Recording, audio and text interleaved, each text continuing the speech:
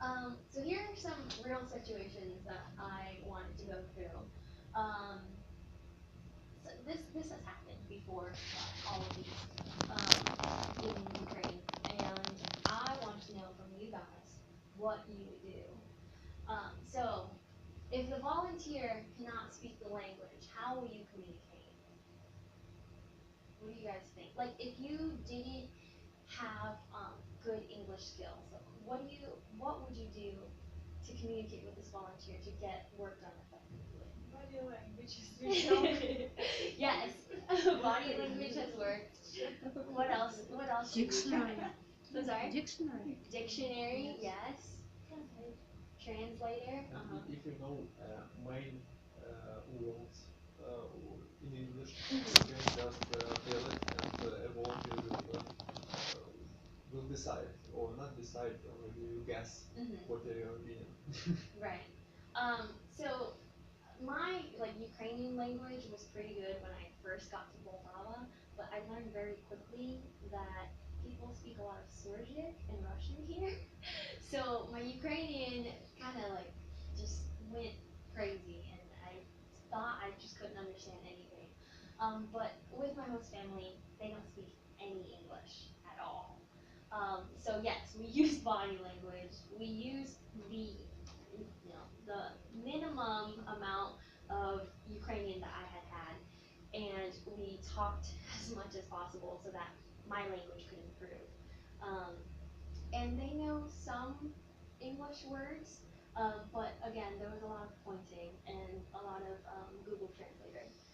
So there is a way, because the thing is that not all volunteers will be able to pick up the language like that, and not all hosts will speak English.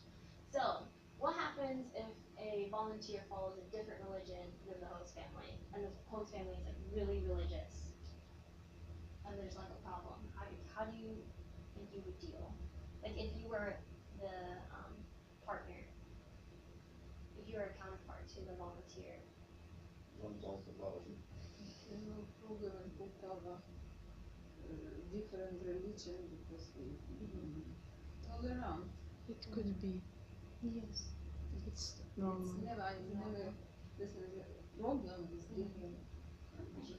If you don't eat child. Yeah. See, yeah, like we're joking about this because in Poltava it seems very lenient, but I've actually heard from many different volunteers that they do come across this problem. I haven't really come across this problem. Like I'm actually Buddhist. I was born Buddhist, so um, I the one time I've had like a problem, it wasn't really a problem. I was at a camp. I was teaching there for 3 weeks, and a kid had asked me what my religion was, and so I said I was Buddhist, and he paused, and he wasn't sure what he wanted to do next. But then he like came to me and he patted me and he said, "That's okay, we can still be friends." Yeah. And he said, but he did want me to like convert to Christianity, which can be a little tricky. And volunteers have had more serious incidences, and actually we have had some host families request otherwise. Some of the first questions is, are you okay with a volunteer that is a different skin tone or a different religion or vegetarian? Um, some people just aren't okay with it. And some people have said, I will not house a Muslim person. Yeah. And that has happened actually quite a few times. So yeah, it's really hard. And actually, we've had some volunteers that are Buddhist that have come across some problems, and even Catholics. Yeah, some people are like, "You're Catholic? Why are you here? You should be out in Western Ukraine or something." But yeah, it happens, and we have to be there to mediate that. Like sometimes volunteers don't really know what to do and they feel trapped. So a good thing is that if a Ukrainian person is there to kind of ease that situation and like try to talk with the family and say, like this is just a different culture. Like again, they don't eat children. So there shouldn't be anything to be afraid of. Like they're not trying to convert you to another religion. Like I'm not here saying, oh, everyone should be Buddhist. It's just we live different lives, and we're just here to respect each other and learn from each other. Um, so another big one, which might be even bigger, is that a volunteer identifies as a member of the LGBT community.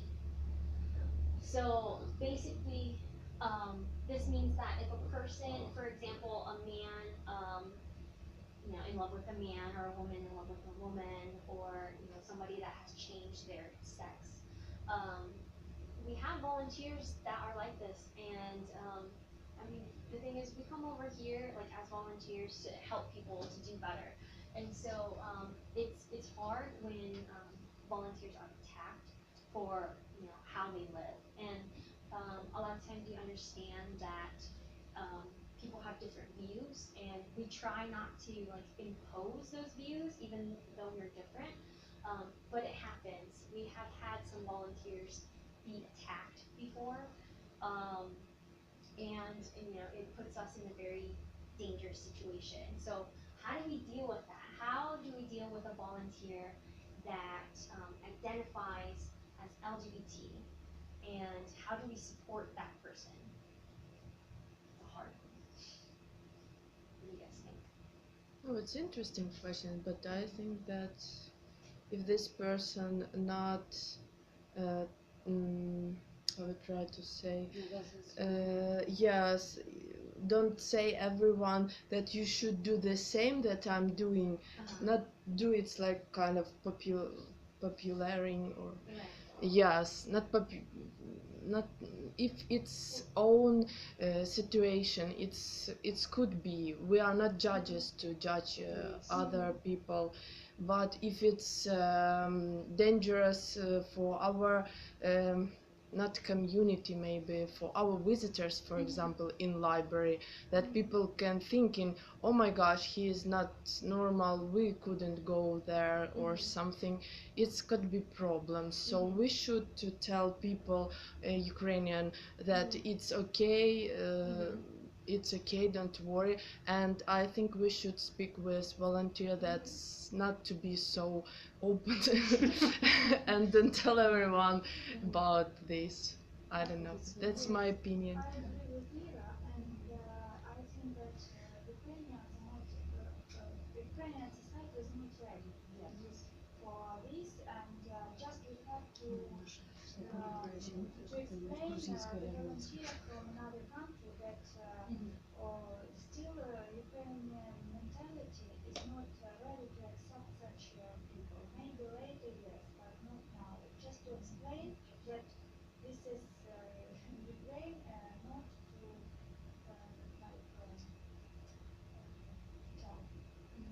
to keep it as secret as long as possible. Yes. Yes, it's my opinion. Ukraine is a danger place for LGBT. Yes. Yes. Our society is not ready for that. So If two men in the evening just walk and holding with hands, it's They will be beaten yeah, It could. immediately. Good. Yeah. not So immediate. yeah, that's really sad. Because like people are people, and but like how can we give support? Like I know you guys have said like especially talk with a volunteer, warn them like in certain areas you shouldn't like express I guess your identity. I guess it's really hard for Americans to come, and I think one of the biggest things is just to talk to your volunteer and say that I understand you and I respect you, and I want you to feel comfortable, but I also want you to feel safe, and just be there as an ally. Like kind of like what Ira had said. Make sure that Ukrainians are understanding that this is a certain lifestyle and we shouldn't judge it, and let volunteers know that like maybe you should take a different approach to having people understand how you live your life. And I think that way we can kind of mediate this problem more. I know this is one of the hardest problems that we have in Ukraine, as well as like looking different. So we just have to kind of deal with it based on the situation. But supporting as an ally is probably one of the best things that you can do. And having people understand you, like having a heart to heart, that's probably one of the best. That's right. That's right. You can be supported by your friends, by a lot of people who accept, who accept it, but you can't be every minute, every time with this person, Right. with these people. Mhm. And a lot of time you could go outside and see a lot of people who could have a different Of course. attitude. Right. Yes, and So also, yes, for me, if I just imagine being myself as a counterpart and such volunteer, if it's a girl, for example, Mhm. and everybody knows it. Yeah. As for me, I respect, if I respect this person, I would try to do my best just to keep to keep distance.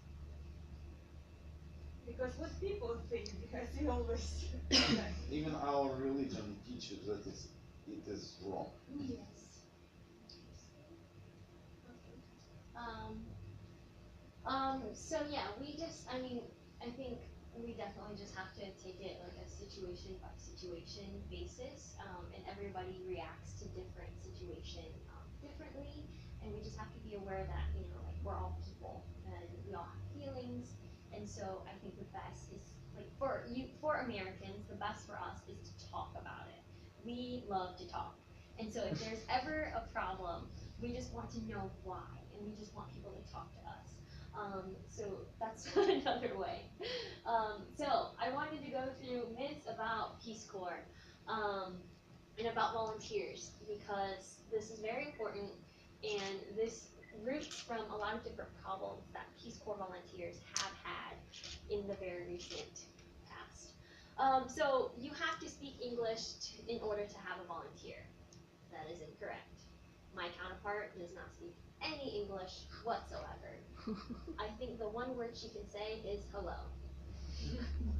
um, but we still do our job and we still work. So a volunteer is required to conduct a grant-funded project. That is a myth. Volunteers are here to exchange different skills, and although we have the opportunity to apply for different grants, we are not required to. We don't have a huge project that we have to do. We do it if we think that the community is ready for it, and we do it if the community needs it. And most of our projects, actually all of our projects, have to be community driven. The community has to have at least 25% of the support in finances, as well as a counterpart that is there to actually do the project with the volunteer. So this isn't a requirement, although many people, especially like schools, will say, oh, I want to volunteer so that I can get a new computer room. You can't do that. New volunteers doesn't mean we're just walking bags of money. We're here to help you intrinsically. So, volunteers only teach English. That is wrong. I hate teaching English. I'm not good at it, and I was not trained for it. Occasionally, I will teach about different cultures of American, or different aspects of American culture, and I will do it in a way that teaches you a little bit of English. But we are not here to teach English, unless you're an English teacher. So volunteers can only work for one organization. That is also wrong. A lot of times, this has happened with schools often, but because volunteers will be situated at a school, the school will think, oh, you have to work every day, you have to work there, you're our volunteer, you can't work anywhere else, like, and everything that you do, it's for us. That's wrong, because volunteers are also allowed to do side projects. Again, from the previous slide, we're only required to do at least half, or at least 50% at our primary sites. So when you do get if and when you do get a volunteer, Make sure that the volunteer has the freedom to go where they want to go to work. Because the thing is, a lot of times volunteers get bored or they don't see eye to eye with the organization, like they don't want to write a grant for a new computer room, that then they want to find another outlet. It makes it harder for the volunteer to stay motivated and work for you when you keep them trapped. So all volunteers are the same. That's wrong. Some volunteers are more motivated than others. Some travel more than others. Some just like staying at home, and that's not me. But some volunteers are more organized. Some volunteers are kind of a mess, and some volunteers look different. I look different from most volunteers. Um, some are men, some are women, some are LGBT, some are Muslim, some are Buddhist. We all come in different shapes and sizes. We're from different states. We grew up differently. So we are only one story about America, whereas there are very many stories about America. So you get a really interesting experience. The last myth I have here, which there are more, but the last one is that we are required to teach members of the host family English as a part of our job. The reason why I put this here is that a lot of times we're asked to tutor people, but that's not our job. I've been asked to tutor English, and I can't do that. I don't know how to. I would be the worst tutor. And so the thing is, we can't receive money for tutoring. We barter, like if you give me food, then I will tutor, kind of thing. But it's also not a requirement. It's a plus if your volunteer has the time, but if a volunteer has like a full workload, doing tutoring sessions can be really difficult. And I've had a lot of volunteers tell me that they are constantly getting asked to tutor and they have no time. You know, we're here to volunteer and do our work, which is not tutoring, and we also want to explore the country and get to know Ukraine more.